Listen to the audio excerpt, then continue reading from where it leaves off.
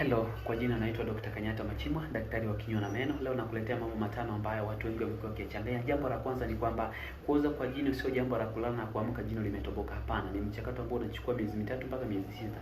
Jambo la pili ni kwamba uganga hautengenezwi ndani ya wiki moja. No, uganga unatengenezwa ndani ya masaa 24 mpaka masaa 72.